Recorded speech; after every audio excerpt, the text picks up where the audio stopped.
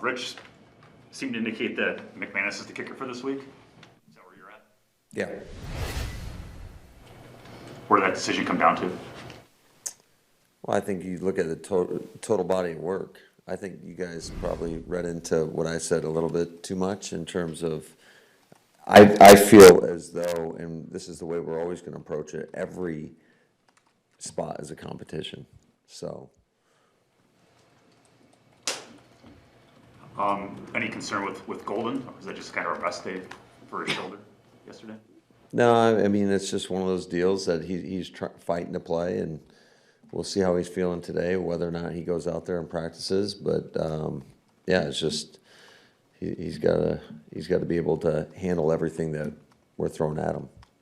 So did he have a setback or did No setback. No, it's this is totally day by day. How's Wicks looked last couple of days, and is he ready to get back, you think? Hopefully, I think he had a decent day or a good day yesterday, although he was limited. So we'll see how he's feeling out there today, and then make a decision. The last several games, the scoring in the second half compared to the first half has been quite different. I know there's a lot of factors in play, but is it adjusting to what the defense is doing, or what stood out to you in that regard? No, I think it all comes down to ability to execute and just maximizing your opportunities. Certainly, self-inflicted wounds at times, and so we just got to be more consistent against a defense that I think is a pretty good defense. Matt, how do you view your time with Jair? There were some good times, there were some injuries. How do you view it? Yeah, I mean, we all know the type of player that when he's healthy, that he can be. And unfortunately, going back to what happened, I would say in the Pittsburgh, that's where it kind of flipped, and his availability was very inconsistent after that. How have you thought Nixon and CB have played? Obviously, you brought in Samuel for a visit the other day. What have you thought of your starters? Yeah, I think those guys, I was really proud of how they've been competing and challenging. And the one thing that, regardless of position, but let's just say the corner position in particular, there are going to be times where guys are going to make plays on you. But I just don't want to have the gimme plays, like where we're playing off, we're playing soft. And I think our guys have been challenging, and sometimes they're going to catch a ball on you, and it's just how resilient are you? I think that is a position where you got to have the memory of a goldfish. Was he kind of playing hurt or trying to play hurt and just wasn't able to keep No, it? that was a new injury that occurred in game. So what is the plan for him going forward, do you think? It just we're trying to get him back as quickly as possible. With Lucas, is that injury a bit more significant than you thought? Absolutely. I think it was,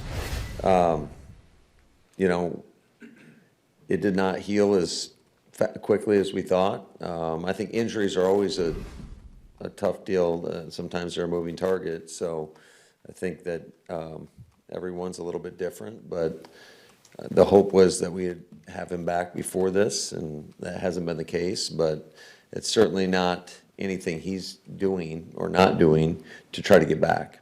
So is the hope that he'll still be back sooner than later, or is IR at this point? No, I think sooner than later. Did he have to have a procedure? Or? No. Matt, I don't want to ask a Paul almost game plan question like earlier in the week, but you used X closer to the line of scrimmage. You obviously had the sack. Are you and Jeff looking for ways to get him more involved than just erasing team's ability to go down the field against you? Yeah, I think absolutely. I think you're always trying to get your best players involved in any facet of the game. And that was one of those where you call a safety blitz, and he made a nice play on it. Unfortunately, we didn't come up with a football, but I think that's also a good lesson for all our guys. Hey, that ball is on the ground. It's got to be ours, because we see them every week. I've Connor Lewis get up there and show stuff from around the league. There was in There was one in the Chicago-Cincy game last week that was ruled an incomplete pass, but you just never know how those are going to be ruled. So we need everybody to just get on the ball, regardless of whether you hear a whistle or don't hear a whistle. Many times they're so close. You mentioned the challenging of the cornerbacks a minute ago. Is that a byproduct of having the pass rush where they can do that, I'm assuming? Well, I think that definitely gives you maybe a little bit more courage to trigger and sit on some things. But, you also got to play situations too. So there's other variables that play into that. You said last week your opinion on trap games.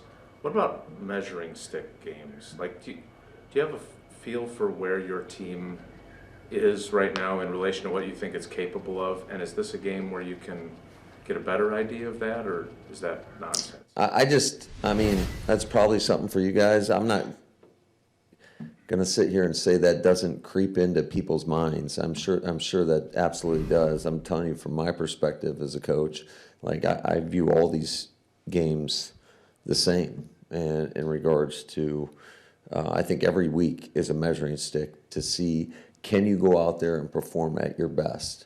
I mean, that's really all you can ask anybody, is to play up to your standard, your capabilities. And when that standard is not met, win or lose, it's disappointing. So I think, what a great opportunity. Obviously, Monday Night Football, defending world champions, Lambeau Field. I don't think it gets much better than that. And this is a really good football team, obviously, and they have shown that consistency for a number of years now. I mean, they got star power on every level and in every phase. I think Nick's done a hell of a job there, and so in that regard, it is a great test for us. So do you feel like I know how good you felt about this team going into the season. Do you feel like you have a good handle on where you are compared to what you're capable of? Because you have a good team, but it's been inconsistent at times. Yeah, absolutely. I think that's the challenge. Like I said, every week, can you play up to your level, and can you do it consistently? I mean, that consistency is the greatest measurement of performance. So any team can go out there and do it one time, but can you put repeat performances out there? And unfortunately for us, I don't think we've done that. So, the other thing that I don't think we've done a great job of is just playing a complete game in all three phases. There's been moments of really good stuff, and then there's been moments of really bad stuff. So I think it's, like I said, there's a really good football team in all three phases. It's a great challenge for us, and, hopefully we can go out there and play our best ball.